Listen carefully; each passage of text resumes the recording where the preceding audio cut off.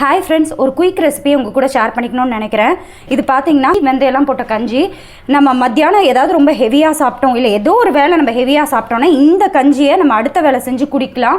வயிறும் உங்களுக்கு பெருசாக வயிறும் ஃபுல்லாக தெரியும், அதே சமயத்தில் உங்களுக்கு ரொம்ப பிளாட்டடாகவும் தெரியாமல் இருக்கும்.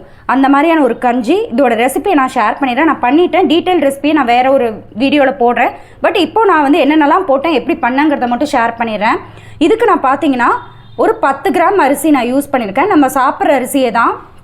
அடுத்தது ஒரு 50 கிராம் அளவுக்கு பாசிப்பருப்பு யூஸ் பண்ணியிருக்கேன். அதுக்கப்புறம் பார்த்திங்கன்னா ஒரு பூண்டு ஒரு முழு பல் யூஸ் பண்ணியிருக்கேன். அடுத்தது சின்ன வெங்காயம் ஒரு கைப்பிடி அளவு சின்ன வெங்காயத்தை பொடிசாக நறுக்கி யூஸ் பண்ணியிருக்கேன்.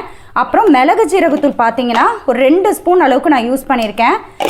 அதுக்கப்புறம் வெந்தயத்தை இவ்வளோண்டு யூஸ் பண்ணியிருக்கேன். ரொம்ப அதிகமாக போட்டாலும் கசப்பு தெரியும், ஸோ இவ்வளோ யூஸ் பண்ணியிருக்கேன்.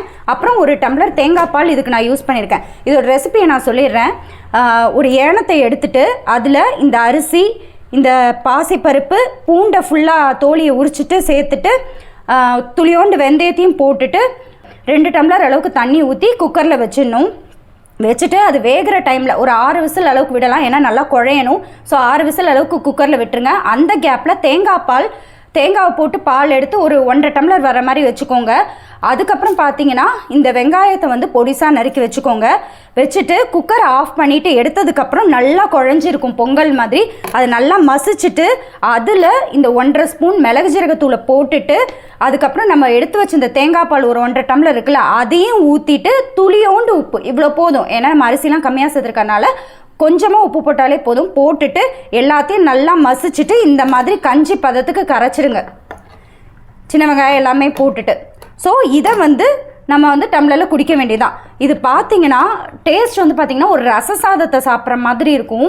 பூண்டு நிறைய போட்டிருக்கனால ஃப்ளேவர் ரொம்ப சூப்பராக இருக்கும், டேஸ்ட்டும் நல்லாயிருக்கும். அதே சமயத்தில் வயிறும் பிளாட்டடாக தெரியாது. நீங்கள் 3-4 டம்ளர் கூட குடிக்கலாம். இதில் சேர்த்துருக்கிற எல்லாமே நம்ம உடம்புக்கு நல்லதுங்கிறதுனால நீங்கள் ஒரு ஹெவி மீல் சாப்பிட்றீங்க, அடுத்த வேளை கொஞ்சம் கேலரிஸ் கம்மியாக சாப்பிடணும், ஆர் எனக்கு வயிறு ரொம்ப பிளாட்டடாக தெரியக்கூடாதுன்னு நினச்சிங்கன்னா இது பர்ஃபெக்டான சாய்ஸ். டேஸ்ட்டும் அவ்வளோ சூப்பராக இருக்கும். ஒரு டைம் ட்ரை பண்ணி பாருங்கள்.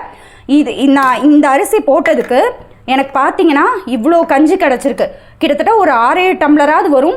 ஒரு 3-4 பேரே சேர்ந்து குடிக்கலாம், அந்தளவுக்கு கிடைக்கும். அப்போ ஒருத்தர் குடிக்கும்போது இதோட அரிசி கன்சம்ஷன் நீங்கள் எவ்வளோ பண்ணியிருப்பீங்கன்னா இவ்வளோ தான் பண்ணியிருப்பீங்க. ஸோ அதனால் ஒரு லோ கேலரி கஞ்சின்னு கூட சொல்லலாம். டேஸ்ட் வேறு லெவலாக இருக்கும். தேங்காய் பால்லாம் யூஸ் பண்ணியிருக்கறனால கண்டிப்பாக இது ஒரு டைம் ட்ரை பண்ணுங்கள். ஃப்யூச்சரில் நான் இதோட டீட்டெயில் வீடியோ நான் உங்களுக்கு போஸ்ட் பண்ணுறேன். ஓகே ஃப்ரெண்ட்ஸ், இன்னொரு அழகான யூஸ்ஃபுல்லான வீடியோட உங்களை நான் மீட் பண்ணுறேன். அது வரைக்கும் பாய்.